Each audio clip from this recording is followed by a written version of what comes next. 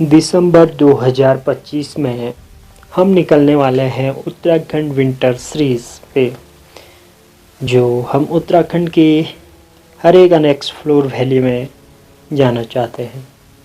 तो शुरू करते हैं हम सबसे पहले जोशीमठ से, जहां अपना होम टाउन भी है और अपना छोटा सा शहर भी। हिमालय जहां हर मोड़ पर एक नई कहानी जन्म लेता है, उत्तराखंड के अंतिम छोर पर भारत तिब्बत सीमा के पास एक ऐसी घाटी जहां सड़कें नहीं इरादे चलते हैं, जहां हवा में सिर्फ बर्फ की खुशबू है और सन्नाटे में इतिहास की गूंज। आज हम जा रहे हैं नीति वैली। हमारी यात्रा शुरू होती है जोशीमठ से। जैसे ही हम जोशीमठ से आगे बढ़ते हैं तो रास्ते सख्त होते जाते हैं। कभी चट्टानों की काट कर बनी सड़कें, तो कभी गहरी खाइयों के पास से गुजरता सफ़र।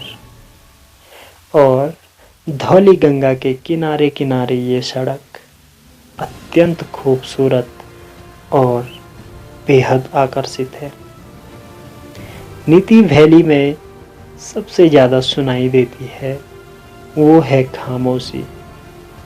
ना शहरों का शोर, न नेटवर्क की घंटी, सिर्फ हवा की आवाज़ और अपने दिल की धड़कन।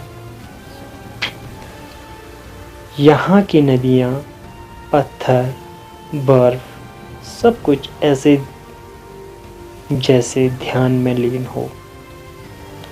नीति वैली सिर्फ एक जगह नहीं, यह एक सीमा है देश की, संस्कृति की और सहन शक्ति की। कभी यहाँ से व्यापार होता था, तिब्बत तक के रास्ते यहीं से जाते थे। आज भी इन पगडंडियों में इतिहास के कदमों की आहट सुनाई देती है। इसी नीति घाटी में एक अद्भुत और रहस्यमय स्थान है, जिसे छोटा अमरनाथ कहा जाता। यहाँ एक प्राकृतिक बर्फ का शिवलिंग बनता है, ठीक उसी प्रकार जैसे अमरनाथ गुफा में दिखाई पड़ता है। सर्दियों की शुरुआती गर्मियों में जब बर्फ अपने चरम पर होती है, तब यह शिवलिंग स्वयं आकार लेता है, मानो महादेव स्वयं विराजमान। नीति वैली का ये सफर अद्भुत, अविश्वसनीय और अकल्पनीय है। जितना आप इस घाटी के बारे में सोचते हैं, तो ये सोच से भी ज़्यादा खूबसूरत है। और इसके बाद हम जाने वाले हैं भविष्य बद्री, जिसे भगवान बद्री विशाल जी का भविष्य का मंदिर माना जाता है और उत्तराखंड के पंच बद्री में से एक बद्री में इनका स्थान आता है।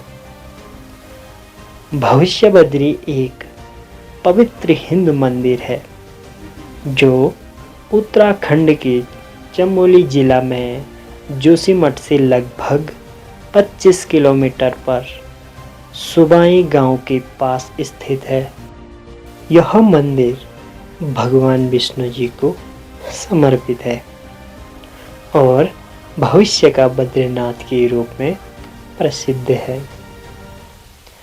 पौराणिक मान्यताओं के अनुसार कलयुग में धीरे धीरे जोशीमठ के नरसिंह भगवान की मूर्ति का हाथ क्षीण होता जा रहा है और जिस दिन यह इस मूर्ति का हाथ क्षीण हो जाएगा, उस दिन नर नारायण पर्वत के, जिसे बद्रीनाथ जाने का मार्ग बंद कर देंगे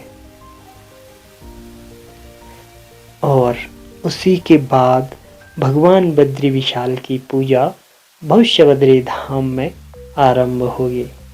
इसीलिए इस स्थान को भविष्य का बद्रीनाथ भी कहा जाता है।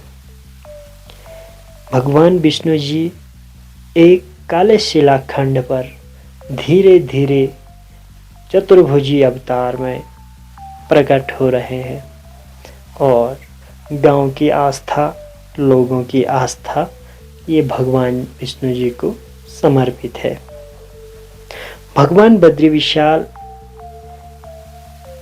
के इस पवित्र धाम को छोड़ने के बाद हम पहुंच जाते हैं वापस जोशीमठ, जो अपनी टेढ़ी मेढ़ी सड़क के जरिए हमको पहुंचाता है एक खूबसूरत से डेस्टिनेशन जिसका नाम है औली। औली उत्तराखंड का एक बेहद खूबसूरत हिल स्टेशन है जो चमोली जिले में स्थित है। यह जगह अपनी बर्फ से ढकी पहाड़ियाँ, स्कीइंग और हिमालय के शानदार नज़ारों के लिए पूरी दुनिया में मशहूर है। औली एक बेहद खूबसूरत स्नो पैराडाइज है। समुद्र तल से लगभग 2800 मीटर की ऊंचाई पर स्थित है। जोशीमठ से औली की ये यात्रा सिर्फ रास्ते नहीं, एक एहसास है। घुमावदार सड़कों के बीच देवदार के जंगल और सामने खड़ा हिमालय, शांत, विशाल और रहस्यमय। जोशीमठ से औली तक रोपवे एशिया का सबसे लंबा रोपवे माना जाता है। ऊपर से दिखता है बर्फीला जंगल और घाटियां, दिल जीत लेता है। अब हम औली से महादेव के दर्शन के लिए जा रहे हैं। पंचम केदार कल्पेश्वर। जोशीमठ के पास उर्गम घाटी में स्थित कल्पेश्वर महादेव भगवान शिव के पंचम केदारों में से एक है। यही एकमात्र केदार है पूरे वर्ष दर्शन होते हैं। हिमालय की गोद में बसा यह मंदिर शांति, तपस्या और रहस्य का अद्भुत संगम है। मान्यता है कि महाभारत के बाद पांडवों को शिव के जटाधारी रूप के दर्शन में यहीं हुए थे। इस मंदिर में भगवान शिव के जटाओं की पूजा होती है। पौराणिक मान्यताओं के अनुसार ऋषि दुर्वासा इसी क्षेत्र में तपस्या की थी। जहाँ हिमालय की खामोशी में गूंजती है शिव की जटाओं की शक्ति, वहीं है कल्पेश्वर महादेव। अब हम यात्रा कल्पेश्वर से नैनीताल तक का करते हैं। कल्पना कीजिए एक ऐसी जगह जहां रात अंधेरी नहीं होती बल्कि सितारों से जगमगाती है।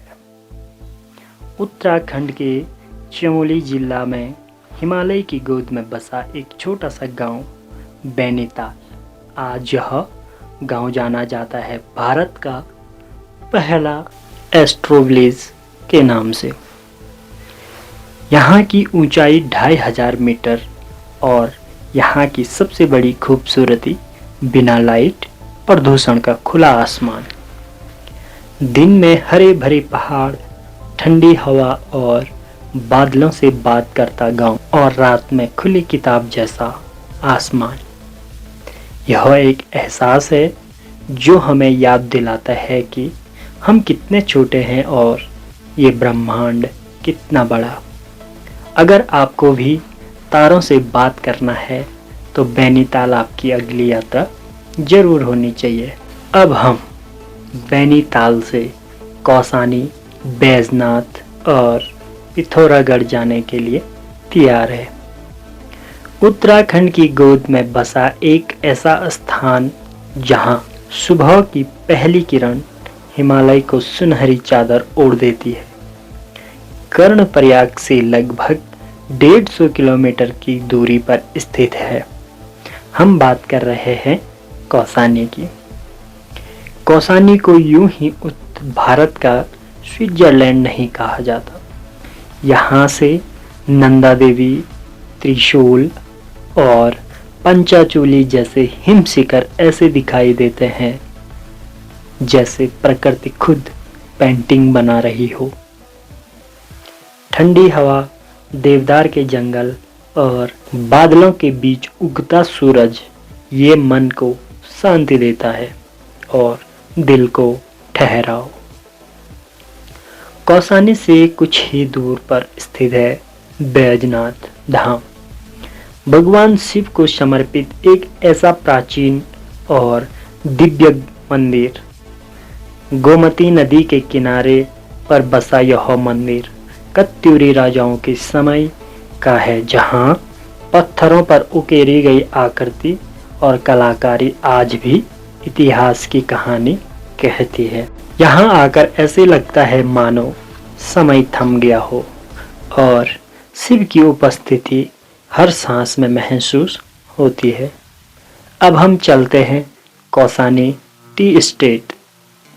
चारों तरफ फैली हरी भरी चाय की पत्तियां, हल्की धूप और ठंडी हवा में चाय की खुशबू। यह अनुभव शब्दों में नहीं बस महसूस किया जा सकता है। अगर आप शांति, प्रकृति, आध्यात्म और सुंदरता नज़ारों को एक साथ महसूस करना चाहते हैं तो कौसानी, बैजनाथ और टी एस्टेट आपके कहानी को और भी यादगार बना देती। अब हम कौसानी से पिथौरागढ़ के लिए जा रहे हैं। रास्ता कभी सीधा तो कभी घुमावदार, जिसमें सफ़र रोमांचक लगता है। पिथौरागढ़ पहुंचते ही शहर की हलचल, बाजार और लोगों का रोजमर्रा दिखता है। पिथौरागढ़ में स्थित है लंदन किला, जो शहर के मध्य में स्थित है। इसे स्थानीय लोग पिथौरागढ़ किला भी कहते हैं।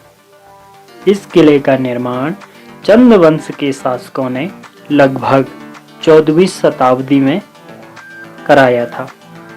बाद में यह अंग्रेजों के शासनकाल में यह क्षेत्र प्रशासनिक और सैन्य दृष्टि में महत्वपूर्ण रहा है। सौर घाटी के ऊपर खड़ा यह किला आज भले ही खामोश हो, लेकिन इसकी दीवारों में आज भी चंद राजाओं की गूंज और अंग्रेजों की कदमों की आहट सुनाई देती है। पिथौरागढ़ का किला, जहां इतिहास और हिमालय आमने सामने खड़े हैं, और एक खूबसूरत सा शहर भी। अब हम पिथौरागढ़ से धारचूला जाने के लिए तैयार थे। धारचूला एक सीमांत नगर है जहां काली नदी भारत और नेपाल को अलग करती है। चारों ओर हिमालय की ऊंची चोटियां, बहती नदी, झरने और पहाड़ी संस्कृति सब मिलकर इसे खास बनाते हैं। ये जगह आदि कैलाश, ओम पर्वत, दारमा घाटी और कैलाश मानसरोवर मार्ग का मुख्य पड़ाव भी है। और हम इन्हीं जगहों में से एक जगह जाना चाहते हैं, जिसका नाम है दारमा घाटी। हम धारचूला में न रुक के, बल्कि धारचूला से 30 किलोमीटर दूर तवा घाट में अपनी रात बिताई। सुबह की ठंडी हवा, मुंह से आता हुआ धुआं, मानो कोई जादूगर हो। हमने अपना सामान समेटा और निकल पड़े एक नए सफर के लिए। तवा घाट के बाद काली नदी आपका साथ छोड़ देती है और धौली गंगा आपके साथ चलती है। तवा घाट से निकलती ये सड़क सिर्फ रास्ता नहीं, ये हिमालय की गोद में ले जाने वाली कहानियां हैं और पगडंडियां, जहां हर मोड़ पर पहाड़ बोलते हैं, हर नदी कुछ कहती है और अंत में दारमा घाटी, जहाँ शोर थम जाता है और सुकून शुरू हो जाता है। यह सड़कें आपका इम्तिहान लेती है, कभी कच्ची सड़कें, कभी बर्फ से ढकी सड़कें, तो कभी लकड़ी के पुल, और अंत में जहाँ सड़क खत्म हो जाती है, समय थम सा जाता है, वहीं शुरू होती है दारमा घाटी। दारमा घाटी उन लोगों के लिए जो आराम नहीं, सच्चा सफ़र ढूंढते हैं, जो मंजिल से ज़्यादा रास्तों से प्यार करते हैं। दारमा घाटी के अंतिम गांव, जिसका नाम है दुगदू, यहाँ पहुंचकर इस शांत वादी में खड़े होकर जब सामने पंचाचूली के 5 शिखर दिखाई देते हैं, तो ऐसे लगता है जैसे हिमालय खुद अपनी कहानी सुना रहा हो। कहा जाता है महाभारत के पांडव स्वर्गारोहण से पहले यहीं रुके थे और अपनी अंतिम चुलाहें जलाई थी। इसी से नाम पड़ा पंचाचूली। आज भी स्थानीय लोग इन शिखरों को देखकर श्रद्धा से नमन करते हैं, जैसे ये पहाड़ नहीं, कोई मौन साधना में बैठे ऋषि हो। जो एक बार इन शिखरों को देख ले, उसकी यादों में पंचाचूली हमेशा रोशनी बनकर जगमगाता है।